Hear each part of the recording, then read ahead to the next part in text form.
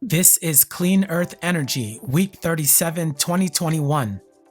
Volkswagen's ID.3, Europe's second best-selling electric car in the first half of 2021, is making its way into the Chinese market, the largest auto market and largest electric car market in the world. The ID.3 EV appeared at this year's Chengdu Motor Show, and Volkswagen began taking pre-orders for it. The ID.3 is VW's first production electric, but it entered into the Chinese market after its larger EV siblings, the ID.4X and ID.6X. The ID.3 is produced in Germany and exported to the Chinese market. VW's entire lineup of ID EVs have been introduced in China over the last 6 months. Deliveries of vehicles from the ID line have doubled in the past 3 months, from 1,500 units in May to nearly 6,000 in July. VW has plans to export between 80 to 100,000 ID EVs to China by the end of 2021. This number may be limited by the global semiconductor shortage that has had a widespread impact across the automotive industries, among several others. The plug-in electric vehicle or PV market in China is dominated by domestic Chinese auto manufacturers. The only exceptions are Tesla Model 3 and Model Y, which hold the number 2 and number 3 positions for EVs sold in the country as of July 2021. Volkswagen, however, is showing some promise in the Chinese market, with its ID.4 capturing the 12th spot for EV sales in July 2021. Next, let's take a look at the recent natural disaster in the US caused by Hurricane Ida. Hurricane Ida knocked out all transmission lines that deliver power to New Orleans, leaving the entire city without electricity as the powerful storm ripped through the Gulf Coast region with winds that reached 150 miles per hour. The Office of Louisiana Governor John Bel Edwards said Ida caused catastrophic damage to the power grid, forcing hospitals, businesses, and private residents to rely on generators or go without refrigeration or air conditioning even as temperatures soar to close to 90 degrees Fahrenheit. Moving on to Australia's renewable energy market.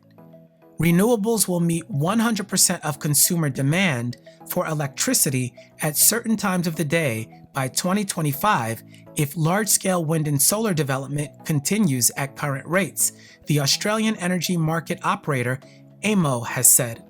AEMO's annual grid reliability snapshot, released this week, notes that energy generated from renewable sources in Australia reached a record high of 57% twice in 2021, in April and again in August. If Australia's power system is engineered appropriately, based on current trends, there could be up to 100% of energy generated from renewables at certain times of the day throughout the year by 2025, the report says. The report predicts that with total existing and committed large-scale solar and wind capacity, as well as solar panels installed by businesses and households, Australia will increase its renewable energy by almost 10 gigawatts by 2025. Of this capacity, the report predicts that solar will make up an additional 8.9 gigawatts of capacity, which alone could supply 77% of the country's total electricity demand by 2026. Growth in power generation from solar panels is also driving down minimum demand on the electric grid, as solar systems allow households and businesses to be self-sufficient. By generating and storing their own energy, they draw less power from the grid. As a result, AEMO predicts all of Australia's states will experience minimum operational demand during the next 5 years, which is the lowest level of demand from the grid during the daytime. Declining minimum demand can create engineering and operational challenges in the traditional grid. Next, let's take a look at Singapore and its sustainability switch. GovInsider Asia, a Singapore-based government news journal, recently spoke with Ralph Foong, Deputy Chief Executive of the Energy Market Authority's Energy Planning and Development Division, EMA. Mr. Fong shared how Singapore is exploring ways to reduce its vulnerability to climate change. Hotter global temperatures lead to rising sea levels, which would have a severe impact for Singapore, a small, low-lying island city-state.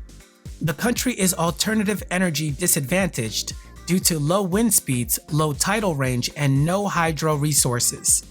Solar is the most viable source of renewable energy for Singapore, but it must ensure that the energy supply is secure, competitive, and environmentally sustainable. To overcome the country's land constraints, the island is pursuing creative ways to maximize solar deployment and make the most use of available space. Singapore has deployed floating solar panels on reservoirs. One solar array the size of 45 football fields was activated in June. It will provide enough electricity to power 16,000 public housing flats a year. Solar panels have already been deployed on the rooftops of public housing buildings. Because solar energy can be intermittent depending on weather conditions, EMA is using data from sensors installed on rooftops and weather data to forecast solar output more accurately, Fong says. Singapore also aims to deploy 200 megawatts of energy storage systems by 2025 that will store and use energy as and when needed. The country has deployed over 400 megawatts of solar capacity as of 2020. Singapore Green Plan aims to ramp up to at least 2 gigawatt of capacity by 2030. Over in Europe, France made headlines last week by passing its Climate and Resilience Law. The law aims to improve the air quality of large cities, support building renovation, promote electric mobility, fight against ground concretization, and integrate more vegetarian menus in canteens. According to the law, as of January 1, 2023, new commercial and industrial buildings, as well as warehouses and hangars of more than 500 square meters, and office buildings of more than 1,000 square meters will have to solarize 30% of their surface. As of January 1, 2024, new car parking areas of more than 500 square meters will have to solarize 50% of their surface and 100% if carports are present in the area. Audi is planning to begin the process of phasing out its production of internal combustion engine vehicles in 4 years and intends to completely phase out the production of internal combustion engines by 2033. In order to achieve its goal of net zero carbon mobility, the company is also optimizing every link in its value chain and committing itself to the expansion of renewable energy. The company wants to be a net zero carbon emissions company by 2050. By 2025, the company plans to offer more than 20 fully electric, battery-driven cars. Audi is also reviewing all of its operational processes, including the sourcing of raw materials, vehicle production, and recycling or reuse at the end of a car's life. In its transition to electrification, the company is transferring a portion of its total carbon emissions to its supply chain, where lithium-ion batteries require energy-intensive production. That is where almost a quarter of all of Audi's carbon emissions will be produced per car at Audi.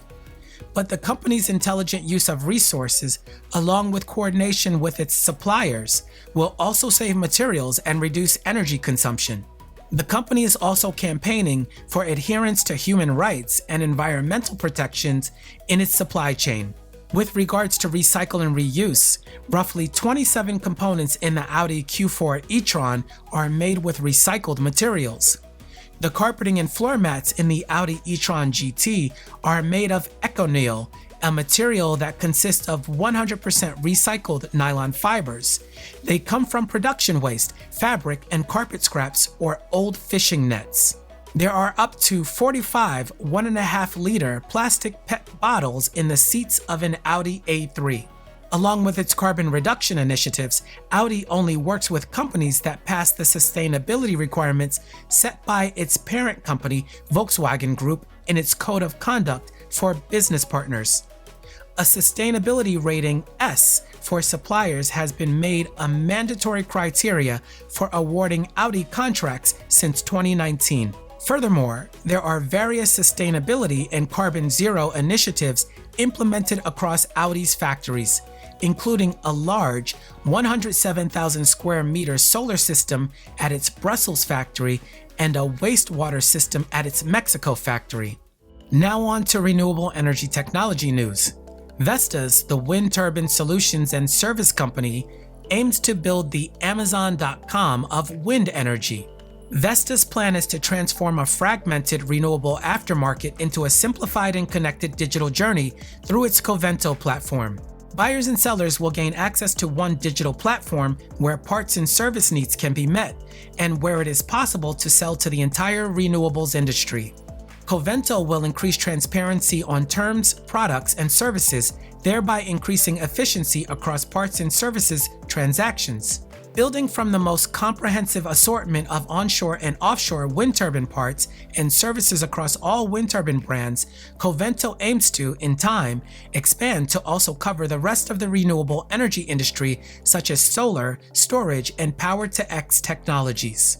It is powered by state-of-the-art e-commerce infrastructure and digital tools from leading solution providers and is designed for easy integration, user experience, security, and future scalability to grow with the industry. Over in the UK, billions of pounds of new road taxes are needed to plug the tax shortfall set to be created by the switch to electric cars, a new report warns today. The study by the think tank led by British former Prime Minister Tony Blair argues that road pricing is needed to replace the more than £30 billion in revenue generated annually from motoring taxes. The report by the Tony Blair Institute for Global Change urges ministers to reveal how they plan to replace current motoring taxes within a year, warning it may become politically impossible if they delay too long. The report estimates that, by 2040, the Treasury stands to lose as much as £260 billion in revenue without any new taxes. This would be due mainly to the fall in receipts from fuel duty and vehicle excise duty, both of which fully electric drivers are exempt from. The average driver in the UK currently spends around £1,100 a year on fuel and vehicle excise duties, of which around £750 is tax. But electric vehicle motorists pay only £320 a year, of which around £20 is tax. As always, if you enjoyed this video and you want to get more sustainability news, make sure you subscribe to Clean Earth Energy.